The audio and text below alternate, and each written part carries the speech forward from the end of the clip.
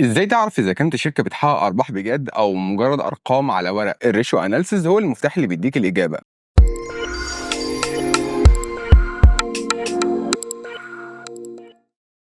دلوقتي خلينا ندخل في تفاصيل نسب الريشيو اناليسيز نفسها. النسب ديت بتنقسم لمجموعتين، اول مجموعه وهي البرفورمانس ريشيوز ودي النسب اللي بتقيس اداء الشركه، وتاني مجموعه اللي هي الفاينانشال ليفرج ريشيوز ودي النسب اللي بتقيس قدره الشركه على سداد التزاماتها وطرق تمويلها. نيجي بقى لاول المجموعه وخلينا نبدا بالبرفورمانس ريشيوز واللي تنقسم لنوعين. اول نوع هو البروفيتابيلتي ريشيوز واللي بتقيس قدره الشركه على تحقيق الارباح، يعني ازاي الشركه ديت بتقدر تحقق ارباحها وهل نسب الارباح ديت تعتبر جيده ولا ضعيف. من خلال النسب ديت بنقدر نقيم الشركه من ناحيه الربحيه. النوع الثاني وهو الافشنسي ريشيوز واللي بتقيم الشركه من ناحيه كفاءتها في اداره الموارد بتاعتها، يعني هل الشركه بتستخدم مواردها بشكل فعال. ودلوقتي هنتكلم على البروفيتابيلتي ريشيوز واللي فيها اكتر من نسبه مهمه، لكن اهم 3 نسب عندنا الجروس بروفيت مارجن ودي اللي بنسميه هامش الربح الاجمالي للشركه، وعندنا كمان الاوبريتنج بروفيت مارجن وده اللي بنسميه هامش الربح التشغيلي، واحيانا برضو بيسموه الايبت مارجن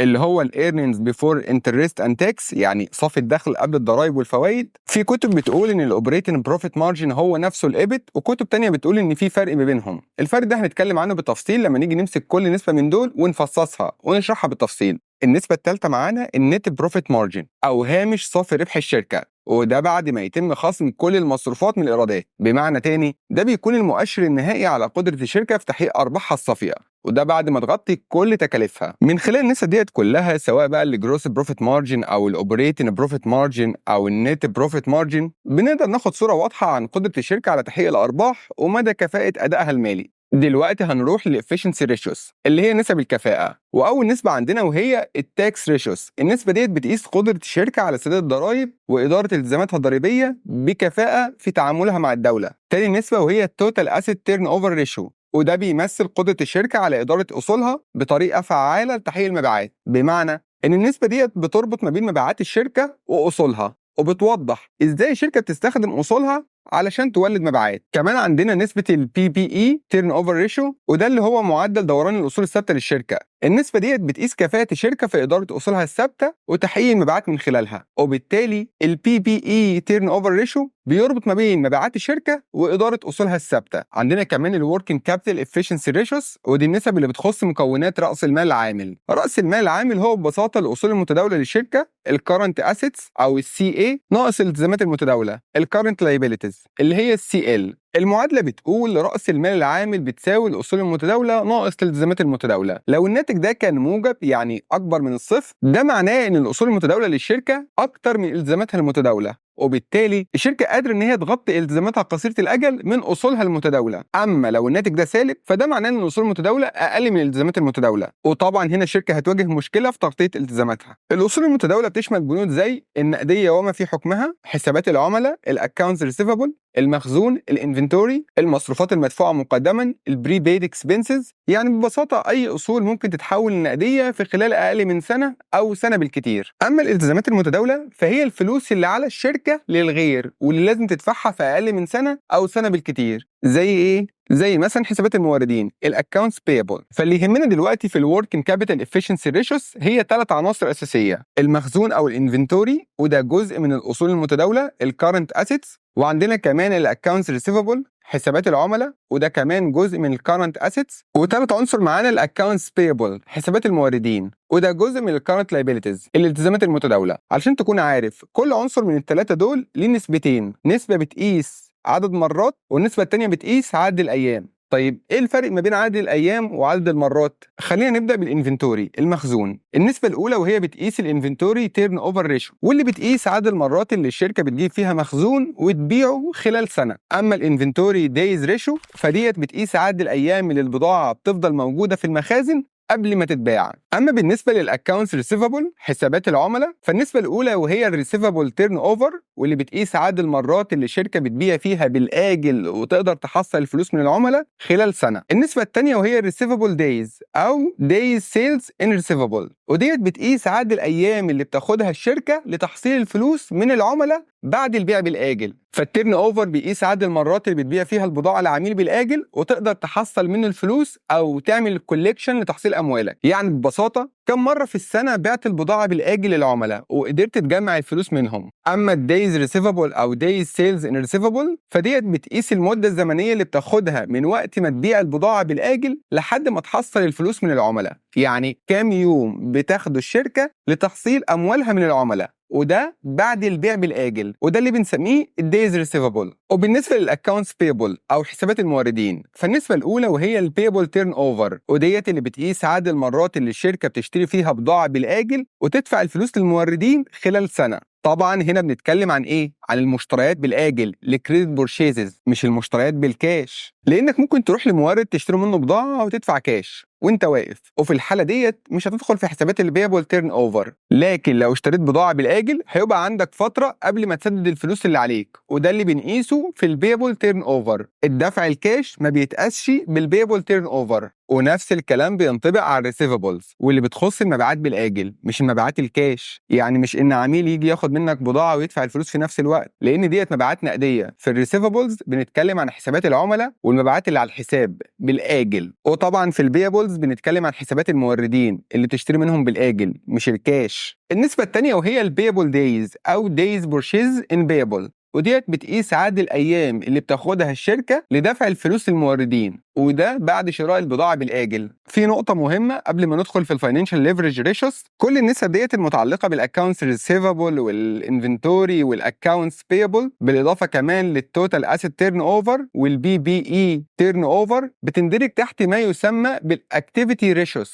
او نسب النشاط، وديت نفسها اللي بتندرج تحت الافشنسي ريشوز لانها بتقيس كفاءه الشركه في اداره راس المال العامل بتاعها الوركينج كابيتال. في نقطة كمان لازم تاخد بالك منها، وهي ان اي نسبة في اسمها كلمة تيرن اوفر معناها ان طريقة حسابها بتتضمن رقم جاي من قائمة الدخل الانكم ستيتمنت ورقم تاني جاي من المركز المالي البالانس شيت، وده هتفهمه اكتر قدام لما ندخل في تفاصيل الحساب. لكن اللي يهمنا دلوقتي ان اي حاجة فيها تيرن اوفر معناها ان في ارقام جاية من القائمتين دول. اما اي نسبة فيها كلمة بروفيت فدي معادلتها بتعتمد بالكامل على ارقام من قائمة الدخل بس، وعلشان كده البروفيتابيلتي ريشوز بتسمى نسب تحليل قائمه الدخل. نيجي دلوقتي للفاينانشال ليفرج ريشوز واللي بتختص بالسيوله واداره الشركه للنقديه والالتزامات طويله الاجل. السيوله معناها ان الشركه تقدر تسدد التزاماتها قصيره الاجل، يعني لو الشركه عليها فلوس لطرف معين هل هتقدر تسدد الفلوس ديت في خلال سنه او اقل. اما السولفنسي فبتقيس قدره الشركه على سداد التزاماتها طويله الاجل، يعني لو الشركه عليها فلوس لاي طرف لمده اكتر من سنه هل هتقدر تسدد المبلغ ده ولا لا. بالاضافه لكده السولفنسي بتقيس حاجه تانية مهمه برضو وهي تمويل الشركه. طيب ايه هو تمويل الشركه؟ تمويل الشركه مبني على المعادله المحاسبيه اللي كلنا عارفينها، الاصول بتساوي الالتزامات زائد حقوق الملكيه. اصول الشركه بتتكون من حاجتين،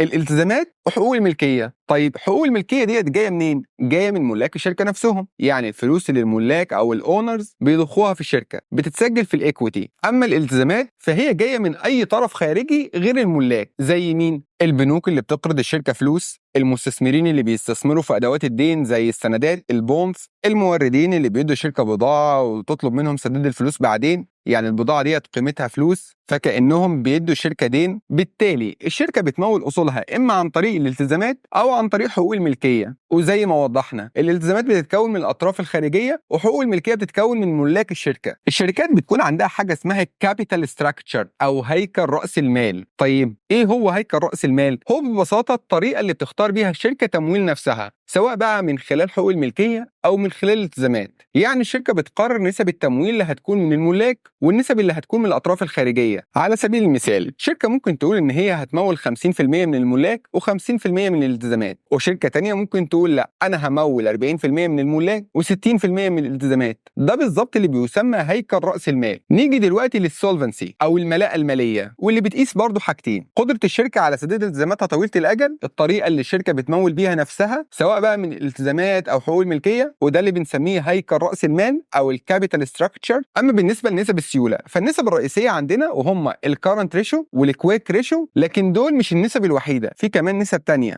زي ايه؟ زي الكاش ريشيو والكاش فلو ريشيو والوركن كابيتال ريشيو. بس بالنسبه لنا النسبتين الاساسيتين اللي هنتعامل معاهم دلوقتي وهم الكارنت ريشيو والكويك ريشيو، وباقي النسب هنشرحهم من خلال التطبيق العملي. الكارنت ريشيو او نسبه التداول بتقيس قيمه الاصول المتداوله للشركه مقسومه على الالتزامات المتداوله. طيب ازاي بنفهم النسبه دي؟ لو النسبه اكبر من 1 ده معناه ان الاصول المتداوله للشركه اكبر من الالتزامات المتداوله، وبالتالي الشركه تقدر تسدد التزاماتها قصيره الاجل. اما لو النسبه اقل من 1 فده معناه ان قيمه الاصول المتداوله اقل من التزاماتها المتداوله، والشركه هنا هتواجه صعوبه في سداد التزاماتها قصيره الاجل لان الاصول المتداوله مش كافيه. وللعلم النسبه ديت كمان مرتبطه بالوركينج كابيتال افشنسي ريشيوز واللي اتكلمنا عنها من شويه، لان في الاساس راس المال العامل هو الفرق ما بين الكرنت اسيت والكرنت لايبيليتيز. فلو الشركه بتعرف تدير البنود الاساسيه لراس المال العامل زي المخزون وحسابات العملاء او الاكونتس ريسيفبل وحسابات الموردين الاكونتس بيبل، فده معناه ان الشركه عندها سيوله جيده، وده هيظهر بشكل واضح في الكارنت ريشيو. النسبه الثانيه معانا الكويك ريشيو واللي بنسميها كمان الاسيت تيست ريشيو، وديت نسبه بتطلع من قسمه الكارنت اسيت الاصول المتداوله ناقص المخزون الانفنتوري، وفي بعض الكتب بتقول ناقص المخزون والمدفوعات المقدمه، مش المخزون بس، ودول بنقسمهم على الكارنت لايبيليتيز الالتزامات المتداوله. طيب سؤال، ليه بنطرح المخزون والمدفوعات المقدمه في الكويك ريشيو وما بنطرحهمش في الكارنت ريشيو؟ النسبه ديت اكتر تحفظا مقارنه بالكارنت ريشيو. التحفظ هنا معناه انك تفترض انك محتاج تقيس قدره الشركه على تحويل الاصول قصيره الاجل لفلوس بسرعه، وده لتغطيه التزاماتها قصيره الاجل في اي وقت، يعني بتقيس السيوله الفعليه للشركه. المخزون اللي موجود في المخازن واللي كنت ضفته في معادله الكارنت ريشيو ضمن الاصول المتداوله، هل تقدر تضمن انك هتبيعه وتحوله لنقديه بسرعه لو احتجت لفلوس؟ الاجابه طبعا مش دايما، علشان كده في الكويك ريشيو ما بنحطش المخزون لان ممكن ما تقدرش تحوله لنقديه بسرعه. نفس الكلام بينطبق على البريبيد اكسبنسز او المدفوعات المقدمه، وديت فلوس دفعتها مقابل خدمه لسه مش حصلت عليها، فهل ممكن تقدر تروح للمورد اللي دفعت له الفلوس وتطلب منه يرجع لك الفلوس بسرعه علشان تسدد التزاماتك المتداوله؟ غالبا طبعا لا، الموضوع هيحتاج وقت، علشان كده بنطرح كمان المدفوعات المقدمه من الاصول المتداوله في الكويك ريشيو علشان الناتج يكون ادق في حسابات قدره الشركه على تغطيه التزاماتها قصيره الاجل. وزي ما قلنا من شويه بعض الكتب بتحسب الكويك ريشيو كالاصول المتداوله ناقص المخزون مقسوم على الالتزامات المتداوله، لكن برضه في كتب تانية بتضيف كمان طرح المدفوعات المقدمه كمان مع المخزون قبل الاسم على الالتزامات المتداوله. نيجي بقى للكاش ريشيو او معادله النقديه. النسبه ديت بتتكون من النقديه وما في حكمها، يعني الكاش زائد الاستثمارات قصيره الاجل في الاوراق الماليه واللي مدتها سنه او اقل، وكل ده مقسوم على الالتزامات المتداوله. في الكاش ريشيو بنتخلص من كل البنود اللي بتكون جزء من الاصول المتداوله ما عدا النقديه والاستثمارات قصيره الاجل. ليه؟ لان بند زي الاكونتس ريسيفبل حسابات العملاء مثلا رغم انه موجود في الاصول المتداوله الا ان احتماليه تحصيله بسرعه مش دايما مضمونه، ممكن العميل يطلب فتره اطول علشان يسدد الفلوس او ما تقدرش تحصل المبلغ في ميعاده. علشان كده في الكاش ريشيو بنشيل كمان الاكونتس ريسيفبل من الحسابات. اذا خلينا نلاحظ التطور في النسب الماليه. في الكارنت ريشيو في البدايه بتقيس الاصول المتداوله على بعضها مقسومه على الالتزامات المتداوله، بعد كده جت الكويك ريشيو وقالت لا مش كل الاصول المتداوله، هنشيل منها المخزون والمدفوعات المقدمه وبعدين نقسم الباقي على الالتزامات المتداوله. اما الكاش ريشيو فقالت خطوه ابعد، هنشيل من الاصول المتداوله مش بس المخزون والمدفوعات المقدمه لكن كمان حسابات العملاء واي بنود تانية في الاصول المتداوله، ونسيب بس النقديه وما في حكمها زي الاستثمارات قصيره الاجل، وبعدين نقسمهم على الالتزامات المتداوله. عندنا كمان الكاش فلو ريشيو، وديت نسبه بنحسبها باستخدام التدفق النقدي التشغيلي الاوبريتنج كاش فلو من قائمه التدفقات النقديه. افتكر ان قائمه التدفقات النقديه بتتكون من 3 اقسام: الاوبريتنج،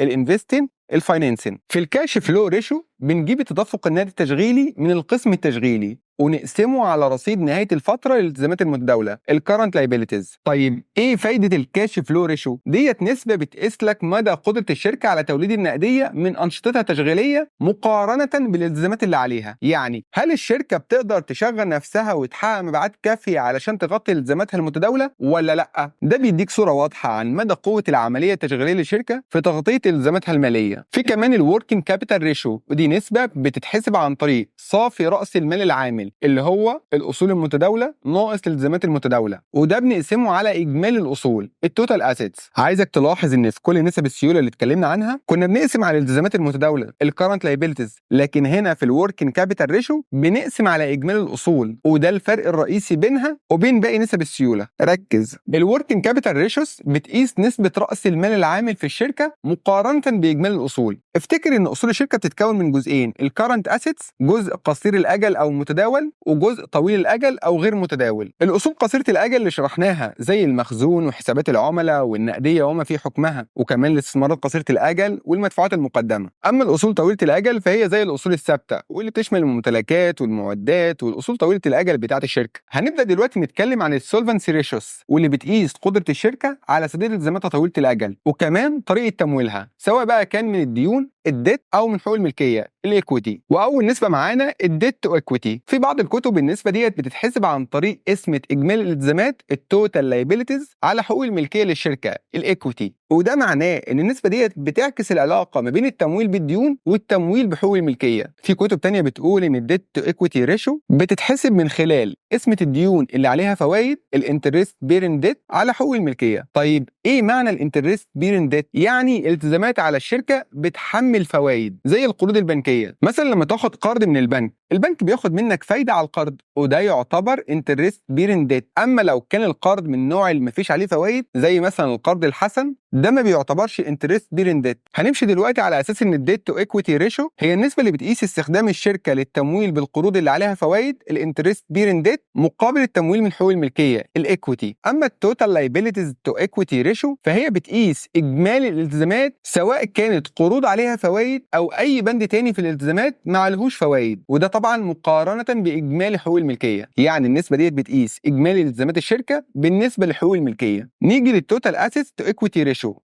وديت بتقيس اجمالي اصول الشركه مقسوم على حقوق الملكيه، وبيطلق عليها كمان الايكويتي مالتيبلاير. اخر نسبه هنا الانترست كافريج ريشيو، وديت بتقيس قدره الشركه على تغطيه الفوائد اللي عليها للاطراف الدائنه. يعني لو حضرتك اخدت قرض من البنك والبنك طالب منك فايده شهريه مثلا $100,000، النسبه ديت بتقيس هل ارباح الشركه هتقدر تغطي الفوائد ديت ولا لا. واحيانا برضو بيسموها تايم انترست ايرند زي ما قلنا في بدايه الفيديو. كل النسب ديت هنتكلم عليها بالتفصيل بعدين وهتكون المعادلات اوضح، بس دلوقتي بناخد نظره عامه. النسبه اللي عندنا بعد كده tangible net worth ratio، وديت بتقيس في حاله لو الشركه حصل ليها افلاس هل صافي الاصول الملموسه للشركه هيقدر يغطي التزاماتها ولا لا. في النسبه ديت بنشيل الاصول الغير ملموسه زي البراند واسم الشركه والجود ويل، ونسيب بس الاصول الملموسه زي الالات والمعدات، وبالتالي بنحسب نسبه الديون مقارنه بالاصول الملموسه للشركه زائد حقوق الملكيه. النسبه اللي بعدها وهي ديت تو EBITDA، واللي معناها صافي الدخل قبل الفوائد والضرائب والاهلاك والاستهلاك. النسبه ديت بتقيس قدره الشركه على سداد التزاماتها قبل خصم الفوائد ومصروفات الفايده والضرائب والاهلاك للاصول الملموسه والاستهلاك للاصول الغير ملموسه. ديت كانت معظم النسب الماليه او الريشوز اللي هنتكلم عنها خلال الكورس او المديول الخاص بالتحليل المالي. لكن في كمان الماركت ريشوز او نسب السوق، واللي بتقيس وضع الشركه في السوق زي ربحيه السهم EPS